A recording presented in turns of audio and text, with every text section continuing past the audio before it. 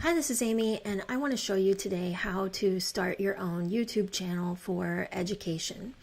So in order to have a YouTube for Education channel, you're going to have to get started with a regular YouTube channel and then apply for it to become an education channel. So there's no time to get started like now, so let's just do it. I'm looking at an account right now that is an existing account that does not have a YouTube channel set up. So what I've done is I just navigated to youtube.com, and now we're going to take a look at creating the channel from scratch. So I'm going to find my little avatar in the top right hand corner, and I'm going to click that avatar and then click my channel. YouTube is going to pick up who my username that I'm using right here, and my advice to you if you're a teacher and you're creating a channel for yourself would be to use your actual name right here. So you're not going to be anonymous when you're on YouTube. You're putting things out there that are for educational purposes, and I think you're going to want to associate yourself with that channel. But this is up to you. So you decide who you're going to use YouTube as right here, and you're just going to put your first name and last name there and then create channel. All right, we have got a YouTube channel created. Here we are.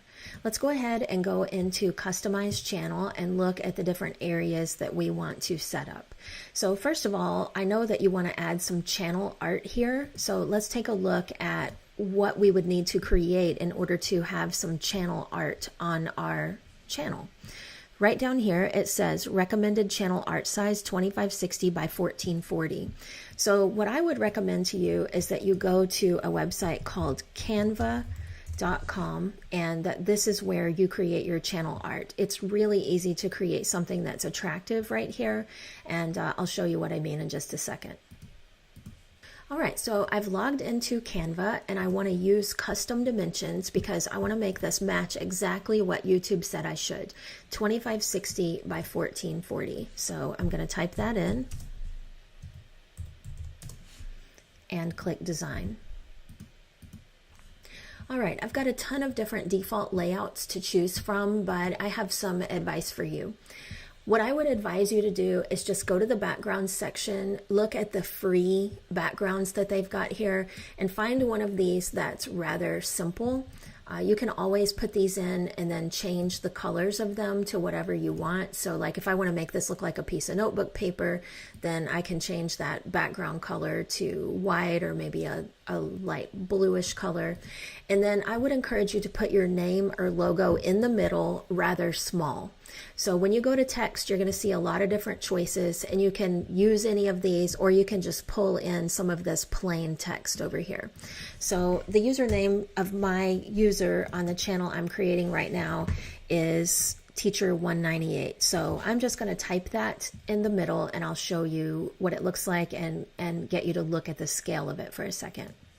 All right, I chose this little piece of text right over here. I just used their font, and I put my username right in the middle of the page. Now that I've finished my channel art, I'm going to go ahead and go to download up here in the top right, and I'm going to click the download button. So my image is downloaded to my computer. If you're using the Chrome browser, then you'll see it appear down here at the bottom right. And I'm just going to go ahead and click, hold, and drag that picture right up into my channel art page. And you'll see how, because we selected that small text in the middle of that big background, it's going to work on all three types of devices. So I'm going to go ahead and click select, and then we'll see our channel art transform, and we'll see what it looks like on the computer.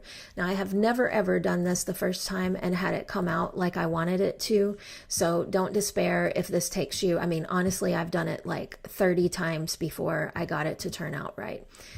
So it was a little bit too high, so I'm just going to come in and try to move it a little lower, and I'm just going to play around with it until I get it to look right, at least on my computer. So that's pretty good. All right, let's go ahead and set up a channel description. And here you're going to type in a description of what you're going to do on YouTube. What could people expect to find here? I would encourage you to also put a picture of yourself to associate with your YouTube channel here. And when you finish with all this, you're going to be ready to upload your first video. So if you're using Screencastify extension, that's going to be really easy. You can save straight to YouTube. If you already have a video saved that you've made in another program, you can go right up here to the camera and upload video. And this is where you will drag and drop your video right into this space. So I hope that helps you get started with YouTube. I think that it's something that every teacher should do. I mean, after all, why teach one student or even your 100 or 200 students when you could teach thousands of students?